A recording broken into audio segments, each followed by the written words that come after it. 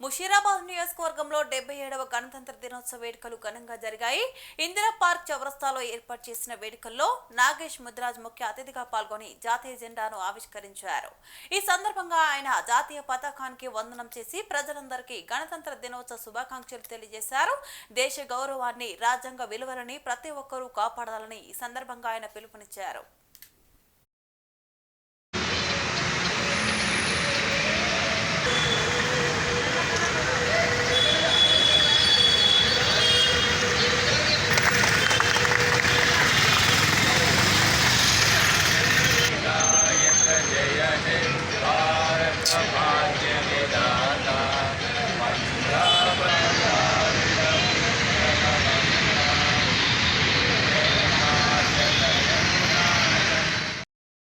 తెలంగాణ రాష్ట్ర ప్రజలకు 77వ గణతంత్ర దినోత్సవ శుభాకాంక్షలు తెలియజేసుకుంటూ ఈరోజు ఇందిరా పార్క్ చౌరస్తాలో పతాకాన్ని ఆవిష్కరించడం జరిగింది. జాతీయ పతాకాన్ని రాజ్యాంగంలో పొందుపరిచినట్టు స్వేచ్ఛ, సమానత్వం, న్యాయం ఈ 3 ప్రధాన ఉద్దేశాలతో రాజ్యాంగాన్ని నిర్మించారు.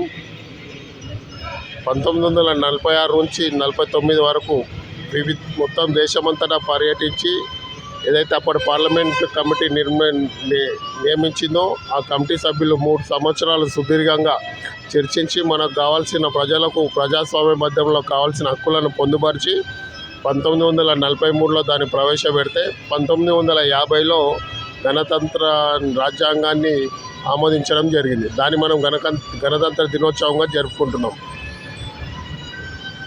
రాజ్యాంగం మనకు కల్పించిన హక్కులను కల్పించినంత మాత్రాన మనం దానికి ఉప్పొంగిపోకుండా దాన్ని కాపాడే బాధ్యత కూడా ప్రతి భారతదేశ పౌరుడు తీసుకుంటేనే దేశం ప్రపంచంలో ముందుకెళ్ళింది. ఆ విధంగానే ఈరోజు మనం ప్రపంచ దేశాలలో మొదటి 5 స్థానాల్లో భారతదేశం నిలిచిందంటే వాళ్ళు చేసిన కృషినే. అప్పుడు స్వాతంత్రం కోసం పోరాడి రాజ్యాంగాన్ని నిర్మించిన ఎవరైతే యోధులు ఉన్నారో వాళ్ళు చేసిన కష్టమే ఈరోజు మనం అనుభవిస్తున్నాము. మనం గర్వంగా చెప్పుకుంటున్నాము.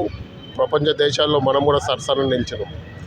రాజకీయానికి వస్తే దేశంలోనైనా రాష్ట్రాల్లోనైనా ప్రభుత్వాలు తమకు ఇష్టానుసారంగా రాజ్యాన్ని వాళ్ళకు అనుకూలంగా వాళ్ళ రాజ్యాంగాన్ని మార్చుకోవడమే కాకుండా ఎవరైతే ప్రత్యర్థి అపోజిషన్ ఉన్నారో పార్టీలపైన ఎదురుదాడులు, వాళ్ళపైన కేసులు, వాళ్ళపైన దేశద్రోహం కేసులు, వాళ్ళు చేయని పనులకు వాళ్ళని మానసికంగా శోభ పెట్టడము, అంటే భారతదేశంలో కల్పించిన స్వేచ్ఛ, రాజ్యాంగం కల్పించిన స్వేచ్ఛని రూపుమాపే విధంగా అధికారంలో ఉన్న పార్టీలు వాళ్ళకు అనుకూలంగా ప్రతిపక్షం అనేది ఉండొద్దు అనే ఉద్దేశంతో దాడులు, కేసులు బనాయించడము, జైల్లో వేయడము ఇది మంచి సంస్కృతి కాదు. తెలంగాణ రాష్ట్ర